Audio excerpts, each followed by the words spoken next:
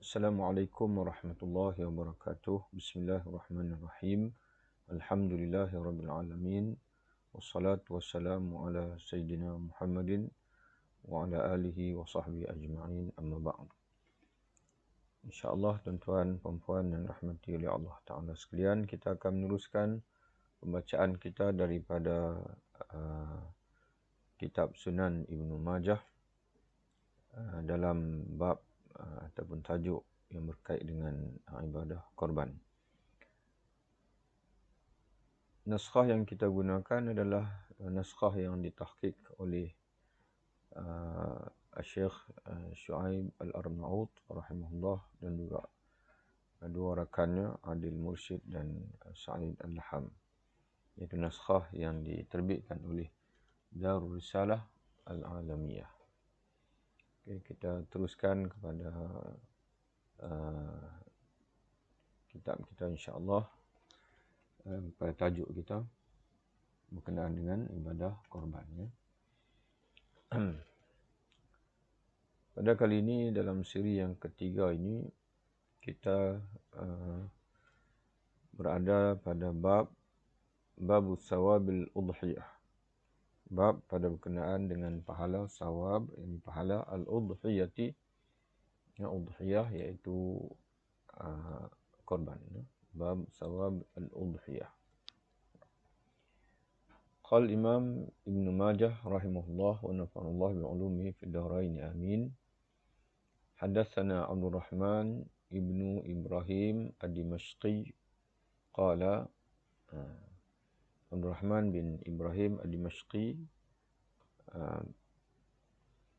menyampaikan kepada kami, hadatsana atau memberitahu kami, qala katanya hadatsana Abdullah bin Nafi'. Ya, Abdullah bin Nafi' memberitahu kami, qala katanya hadatsani, memberitahu kepadaku Abu Al-Musanna. Abu Al-Musanna. Jadi Abdullah bin Nafi' dia memberitahu, kata dia Abu Al-Musanna haddatsani, memberitahu kepadaku, kerana dia mendengar secara bersendirian lah. Kalau sebelum ni, perawi sebelum ni menyebut haddatsana, telah memberitahu kepada kami. Makna pendengaran itu berlaku dalam jumlah yang ramai. An Hisham bin Urwah. Hadis yang diterimanya daripada Hisham bin Urwah. Ya, kalau tuan-tuan dan puan sekalian parti di sini, kalau tadi sirah ataupun lafaz yang digunakan hadatsana. Di sini pun hadatsana. Di sini hadatsani. Tapi di sini an Hisham bin Urwah. Ini dia panggil dalam ilmu mustalah hadis siyarul ada dipanggil. Ya, lafaz-lafaz yang digunakan oleh para perawi, ya, di mana dari para lafaz itu para ulama dapat mengandaikan sejauh mana berlakunya pertemuan di antara rawi. Kalaulah menggunakan hadatsana, sudah tentu menggambarkan kepada pertemuan itu, ittisal dia panggil. Ya, kerana di antara syarat suatu hadis itu nak dinilai sebagai sahih ataupun tidak sahih, di antara kriterianya adalah apakah perawi yang menaqal, yang meriwayatkan hadis daripada rawi sebelumnya itu berlaku pertemuan di antara mereka berdua. Jadi kalaulah hadatsana ataupun sami'tu di sana, aku mendengar ataupun memberitahu kepada kami, itu memang lafaz itu memang jelas menggambarkan pertemuan kerana dia mendengar sendiri, ataupun dia menyatakan macam di sini Imam Ibn Majah menyatakan hadatsana Abdul Rahman bin Ibrahim. Abdul Rahman bin Ibrahim ad-Dimashqi memberitahu kepada kami. Jadi maknanya berlakulah pertemuan itu. Tapi bila dia menggunakan an, maka di sini dari segi martabat, dipanggil dari segi darjah, lafaz yang digunakan itu berada di bawah lah, ya, di bawah, tidak sama dengan lafaz hadatsana ini. Maka sebab itu kata ulama, periwayatan yang menggunakan an ini dapat diterima dan diandaikan berlaku ittisal, perhubungan dengan dua syarat. Yang pertama, terdapat dipanggil kemungkinan pertemuan di antara rawi-rawi yang terbabit itu, dua rawi yang terbabit, seorang penyampai dan seorang lagi penerima. Ini bergantung kepada ulama-ulama yang merekodkan para rawi lah. Mereka lah yang dapat mengesahkan apakah berlaku pertemuan antara mereka berdua ataupun tidak, kerana dalam lafaz itu tidak sarih, tidak jelas menyebutkan dia mendengar ataupun diberitahu kepadanya. Sebaliknya dia hanya disebut diterima daripada an Hisham Abu Musanna dan menerima daripada Hisham bin Urwah. Yang keduanya, perawi itu tidak ada sejarah sebagai seorang mudallis, dia panggil, iaitu orang yang menyembunyikan celah ataupun kecacatan rawi. An Hisham bin Urwah an abihi. Hisham bin Urwah menerima daripada abihi, bapaknya. Okay. An Aisyah, bapaknya pula menerima daripada Aisyah radhiyallahu anha. Di mana Sayyidatina Aisyah radhiyallahu anha meriwayatkan anna Nabi sallallahu alaihi wasallam qaal, Nabi SAW bersabda, ma'amila benu Adam, tidak beramal seorang anak Adam itu, yaumun nahri, pada hari korban. An-nahri mana? Korban. Hari raya korban, yaumun nahri, iaitu 10 Zulhijjah. Tidak beramal seorang anak Adam, ini seorang manusia itu pada hari korban, itu 10 Zulhijjah, amalan, suatu amalan, ahabba ilallahi azza wa jalla, yang paling disukai di sisi Allah, yang paling diridai oleh Allah Subhanahu wa taala, min hiraqati damin, daripada menumpahkan darah. Menumpahkan darah, iaitu satu bahasa kinayah yang digunakan dalam hadis ini bagi menggambarkan menyembelih korban. Menumpahkan darah, yakni menyembelih korban. Jadi pada hari 10 Zulhijjah, iaitu pada hari raya Aidil Adha, ataupun disebut juga dengan Yaumun Nahri, berdasarkan hadis ini, amalan, di antara amalan yang paling disukai oleh Allah, yang mendatang keredaan kepada Allah Ta'ala, ialah melakukan ibadah korban. Kemudian Nabi SAW melanjutkan lagi, wa innahu, dan sesungguhnya, la ta'ti yaumal qiyamah, binatang korban itu akan datang atau akan tampil pada hari kiamat, biquruniha, dengan tanduk-tanduknya, wa azlafiha, dan juga dengan kuku-kukunya, wa asy'ariha, dan juga dengan bulu-bulunya. Dengan bulu-bulunya. Ini dipanggil, yang kita tandakan kuning ini dipanggil matan hadis. Adapun yang kita baca tadi ini, itu semua adalah sanad hadis. Sanad ni rantaian rawi atau isnad. Matan ni adalah teks hadis itu sendiri lah, nas hadis itu sendiri. Jadi kata Nabi SAW, sesungguhnya binatang korban itu pada hari kiamat akan tampil dengan tanduknya, dengan bulunya, dengan kukunya, dengan bulu-bulunya. Jadi tampil itu untuk apa? Ada dua. Sebagian ulama menyatakan tampil itu untuk memberatkan timbangan. Jadi bayangkanlah kalaulah bulu, kuku dan tanduk ini tak dimakan oleh manusia, turut datang untuk memberatkan timbangan, apatah lagi daging-daging yang disedekahkan ataupun yang dihadiahkan dan sebagainya, lebih-lebih lagi lah akan tampil untuk memberatkan timbangan. Dan sebagian ulama menyatakan tampil untuk menjadi tunggangan ketika seseorang itu melintasi titian as-sirat. Kemudian wa innal dama, dan sungguhnya darah binatang korban itu, la yaqa'u min Allah, berkedudukan di sisi Allah, bimakanin, pada suatu kedudukan,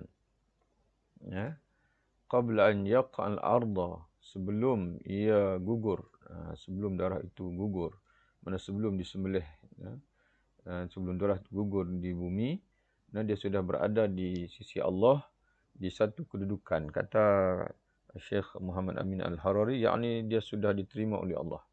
Yang sebelum disembelih lagi, binatang korban itu sejak ditanda, sejak kita kita booking untuk untuk buat korban itu pun Allah Ta'ala sudah menerima, dia panggil, menerima ibadah kita itu walaupun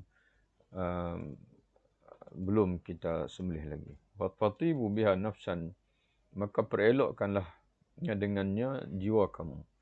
Yakni lakukanlah dengan penuh kerelaan, penuh keikhlasan, tanpa rasa terpaksa dan sebagainya. Kerana ibadah ini merupakan ibadah yang tinggi nilainya dan juga pahalanya di sisi Allah Subhanahu wa Ta'ala. Kemudian kita tengok apa kata muhaqqiq Syekh Syuaib Al-Arnaut tentang hadis ini. Kata dia isnadu dha'ifun. Hadis ini sanadnya adalah dhaif. Ya, di sanad inilah ini sanad. Ini sanad. Hadatsana an Abdurrahman bin Ibrahim Ad-Dimashqi, ini semua sanad. Hadatsana Abdurrahman bin Nafi', di sisi sanad itu adalah dhaif, kata Syekh Syuaib Al-Arnaut. Kenapa kata dia li dha'fi Abil Musanna? Ya, kerana lemahnya. Ya, kerana ada perawi yang lemah, iaitu Abil Musanna.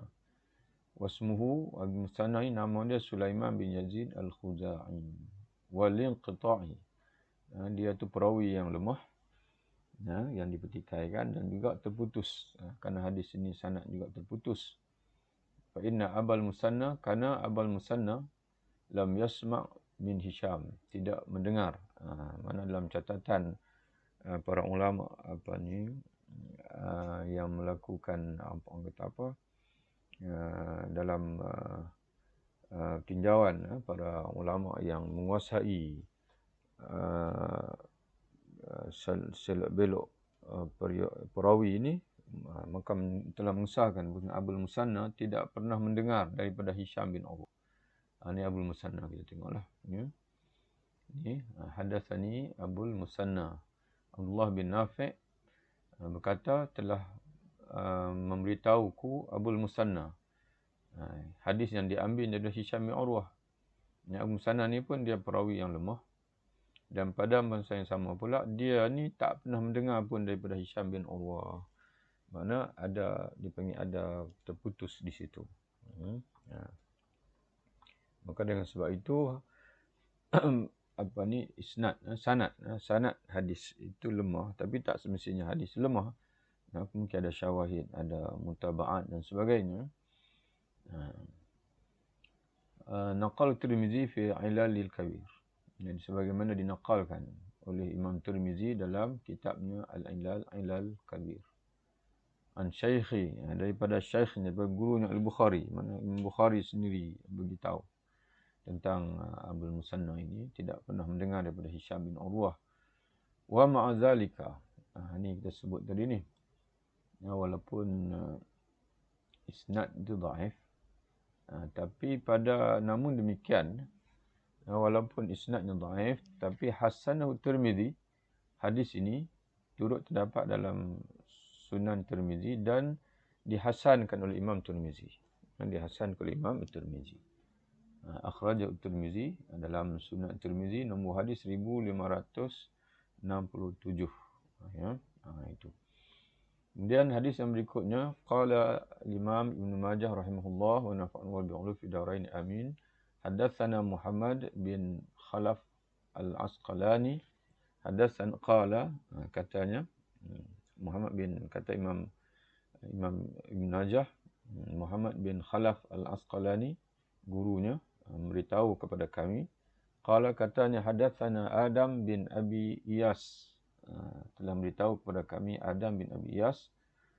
Katanya, hadatsana Salam ibnu Miskin. Salam bin Miskin memberitahu kami. Katanya, hadatsana A'idullah memberitahu kami. An Abi Daud, yang diambilnya, hadis yang diambil daripada Abi Daud. Ia tidak menyatakan sama ada dia secara jelas dia mendengar dari Abi Daud atau Abi Daud memberitahu kepadanya, tidak. Dan Abi Daud pula menerima an Zaid bin Arqam. Ini sahabat Nabi. Zaid bin Arqam qala, yang menceritakan radhiyallahu anhu, Zaid bin Arqam menceritakan qala ashabu Rasulillah, para sahabat Rasulullah SAW bertanya Rasulullah, ya Rasulullah, wahai Rasulullah sallallahu alaihi wasallam, ma hadhil adahi, apa yang ada pada korban ini?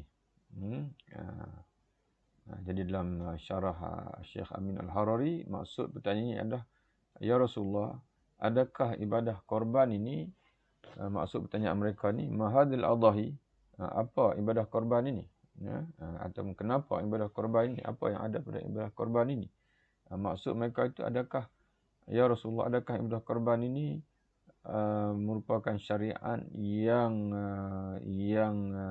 baru, ataupun dia adalah syariat penerusan kepada yang lama dulu? Qala, Nabi SAW menjawab, sunnatu abikum Ibrahim. Dia adalah sunnah bapa kamu Ibrahim alaihissalam. Qalu, mereka bertanya lagi. Qalu, yang mereka yang sahabat bertanya lagi, fama lana fiha ya Rasulullah. Maka apa pahala yang dijanjikan untuk kami padanya, pada ibadah korban itu ya Rasulullah? Qala, Rasulullah SAW menjawab, Nabi kulli sya'ratin hasanah. Ini hadisnya. Ini kata Nabi SAW, bi kulli sya'ratin hasanah. Bagi setiap bulunya satu kebajikan. Cuba kita kira, tengoklah berapa banyak bulu yang ada pada kambing korban, yang ada pada lembu yang kita korbankan itu, maka setiap bulu itu menjadi hasanah. Kalau bulu yang tak dimakan oleh manusia itu menjadi pahala, menjadi hasanah, bayangkanlah daging yang dimakan oleh fakir miskin, dimakan oleh kita hadiahkan kepada orang lain dan sebagainya, pada keluarga, kita beri makan keluarga dan sebagainya. Qalu, mereka bertanya lagi, fasufu ya Rasulullah, bagaimana pula dengan bulu? Apa beza sya'ratin dengan suf? Sya'ratin ini adalah yang berbulu halus, bulu nipis. As-suf pula berbulu panjang, berbulu lebat, seperti biri-biri itu. Bagaimana fasufu ya Rasulullah, bagaimana pula dengan bulu? Kalau tadi rambut, bikul sya'ratin hasanah, bagi setiap rambut, bulu halus, bulu yang pendek-pendek itu sya'ratun, bulu kambing. Fasuf ni, kalau bulu yang lebat itu pula bagaimana Rasulullah? Qala, Rasulullah SAW menjawab, bikul sya'ratin minas sufi hasanatun, bagi setiap helaian bulu daripada suf, daripada bulu pada kambing, khususnya suf itu hasanatun, adalah diberi satu pahala ataupun satu kebajikan. Ini hadis yang kedua. Kita tengok sanad hadis, apa pentahqiq menyebutkan tentang hadis ini. Nombor 2-nya, untuk kaki nombor 2. Di sini nombor 2. Ya. Kata Syekh Syuaib Al-Arnaud, isnaduhu dha'ifun jiddan. Sanadnya terlalu dhaif. Sanadnya terlalu dhaif. Biasanya kalau mengikut disiplin yang kita pelajari dalam usul hadis, kalau hadis dhaif saja masih boleh diterima dalam fadail amal. Tapi kalau isnadu dhaifun jiddan, tidak boleh diterima. Sama ada dalam apa sajalah, apatahlah hukum hakam, dalam fadail amal pun kata ulama tidak boleh diterima. Kenapa isnadnya dhaif jiddan, terlalu dhaif? Abu Daud, kerana perawi Abu Daud namanya Abu Daud, bukan Imam Abu Daud, perawi yang nama Abu Daud dalam rantaian rawi ini di sini ni.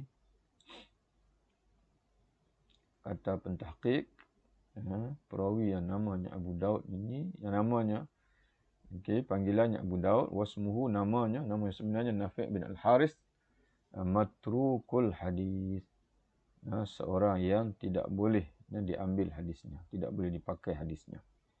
Yang matrukul hadis ini, dia di antara martabat tajrih yang yang ni lah yang dipanggil yang lebih berat daripada dhaif. Kalau kita perawi itu dhaif, maknanya hadis itu dah masuk dalam dia panggil dari segi isnad. Isnad tu bermasalah lah. Jadi kalau perawi itu matruk, itu lagi bermasalah. Maknanya ada andaian, mana ada sejarah perawi ini atau ada kemungkinan perawi ini adalah perawi yang berbohong. Wa aizullah, di samping perawi yang nama aizullah, sebelumnya tu yang ni aizullah, kata dia huwa al-mujashi'i. Al-mujashi'i, aizullah al-mujashi'i dhaifun, perawi yang dhaif. Jadi pada sanad hadis yang kedua yang kita baca ini ada dua perawi yang bermasalah. Satu yang matrukul hadis, yang tidak di sisi para muhadithin, hadisnya ditolak dan tak diambil. Maknanya orang yang dipanggil ada orang panggil apa, ditahmah, maknanya ada kemungkinan memasukkan hadis.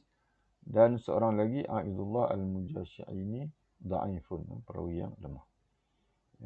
Namun hadis ini turut terdapat dalam Musnad Imam Ahmad, diriwayatkan juga Abd bin Humaid dan juga beberapa kitab-kitab hadis yang lain. Jadi demikianlah tuan-tuan dan sekalian,